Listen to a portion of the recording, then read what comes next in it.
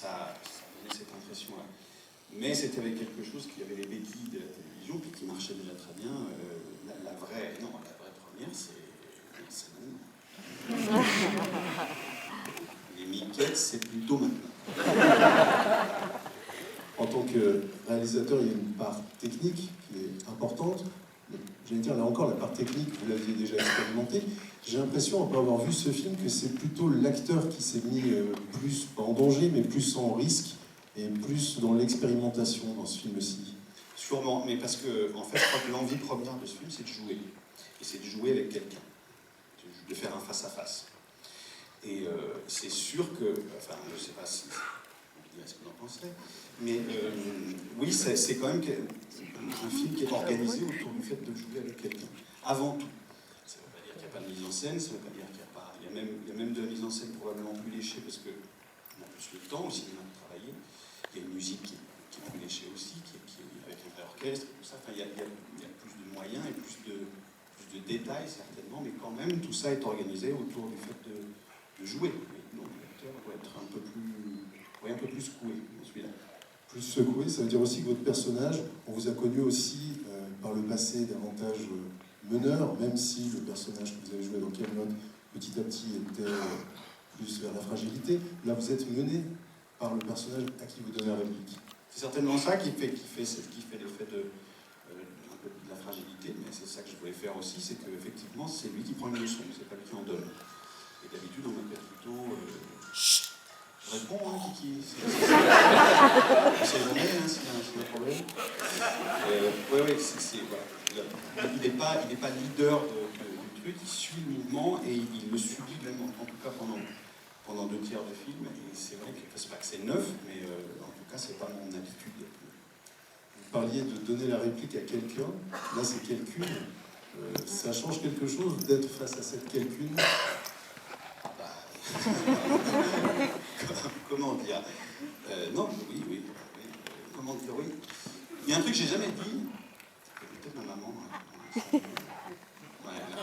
Ma mère, quand j'étais petit, on parlait toujours de comédien, évidemment, mais Adjani, c'est la seule où elle disait rien. C'est-à-dire qu'elle disait beaucoup de trucs sur les autres, des fois des trucs pas forcément gentils, elle montrait des trucs, mais Adjani, elle disait toujours un truc genre « Ah, Adjani, ah ». Donc moi, je vis avec ça depuis toujours. C'est-à-dire qu'Adjani, c'est quand même l'épreuve suprême, c'est le boss de fin. Quand t'as fait Adjani, après, c'est bon, après, tu peux le faire. Donc c'est vrai, et très sincèrement, il y a une notion, pas de défi, c'est ridicule, il y a quelque chose de dire, ça va renvoyer dur, quoi. Faut tout attraper, Mais en fait, c'est ce que ma maman me disait toujours aussi, c'est que... Toujours écouter ça bien. Exactement. En fait, avec les bons, c'est super facile. Il n'y a pas vraiment de défi. En fait, le défi, c'est de jouer avec les tanches. Ça c'est... Je déconne pas, je fais un trait d'esprit, mais je veux dire, jouer avec un bon, c'est une fluidité, c'est d'une simplicité incroyable. Jouer avec Adjani, ça n'est que simplicité. Il n'y a jamais un traumatisme. Ça va tout droit. Vous pouvez suivre, vous pouvez vous mettre à la locomotive, et puis... Encore une fois, j'espère que ça va se voir. C'est un film qui parle beaucoup de tentatives de communication entre 2 personnages. Ça commence par une tentative de communication avec des fleurs. On connaît le langage des fleurs, mais là, ça va être un autre langage. Il y a aussi le langage des glaces qu'on va découvrir. Comment s'est fait votre mode de communication, justement, entre la comédienne Isabelle Adjani et le comédien que vous êtes? Alors, on ne s'est jamais tutoyé, déjà. On a conservé le vouvoiement, d'ailleurs encore maintenant. Mais, et en fait, tout ça, c'est le signe de la distance qu'on a voulu garder. Déjà parce qu'on est, à mon avis, 2 personnes assez publiques et distantes dans la vie. Mais au-delà de ça, je pense qu'on... Et Isabelle, elle est vachement comme ça, elle prend tout ce qu'elle peut prendre dans la vraie vie pour nourrir son personnage. Et comme on n'est pas censé être des copains là-dedans, tout ce qui pouvait servir notre distance, il fallait le conserver. Et en fait, on a vécu une espèce de tournage un peu à la British, où bonjour, et très bien. Dans la journée, ça avait pu chialer, ça avait pu gueuler de partout, mais après, il y a une espèce de... Moi, c'est comme ça que j'aime bosser. Je ne veux pas être les potes des gens avec qui je bosse. Des fois, je suis pote avant de bosser avec eux. Il doit y avoir Jacques Chambon qui est dans la salle, Claude Merlin. Voilà, bon, là, c'était fait. Et voilà. Donc là, c'était trop tard. Mais sinon, j'avoue que j'aime bien remettre de la distance entre les gens et pas devenir sur un plateau de tournage du cinéma. C'est très facile de devenir une grande bande de potes qui font un film. Je n'aime pas ça. J'aime pas jouer comme ça. Donc avec Isabelle, il y avait vraiment ce côté-là et on ne s'est jamais trop approché. Et encore maintenant, même quand on se voit, on s'aime beaucoup avec beaucoup de distance. Voilà. Le fait d'être justement une petite bande, parce que c'est un petit tournage, un film qui avait l'ambition d'être modeste, justement, pour garder sans doute cette proximité. Ça simplifie sans doute les choses. Ça peut, mais en tout cas, effectivement, ça fait partie de l'idée de base que d'avoir, peut-être par opposition à Kaamelott, encore une fois, où il y avait énormément de gens, énormément de décors, énormément de costumes, énormément de musique à faire, énormément de minutes à faire, énormément de... Et bien, ce film-là, il y a une bagnole et 4 personnes dedans. Moi, Julianne Rose, Victor Chambon, qui fait parmi nous aussi, qui est là, salut.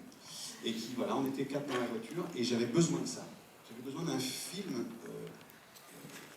peut-être discret, je ne sais pas si c'est le bon mot, mais un film où on fait que jouer, quoi. Où on ne s'arrête jamais, où il n'y a que ça qui compte. Voilà. Il y a quelques années, il y a un film d'après un livre qui s'appelait « Pourquoi le Brésil ?» Vous, pourquoi la Suisse? Pourquoi la Suisse? C'est notre petit exotisme à nous.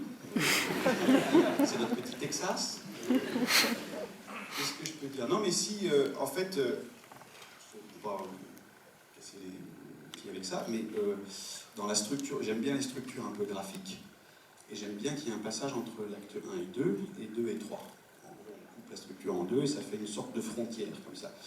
Alors c'est une frontière un peu psychologique, mais en plus, on peut, si on veut, la matérialiser carrément. Et en fait, la frontière suisse, dans ce film, marque les changements d'actes.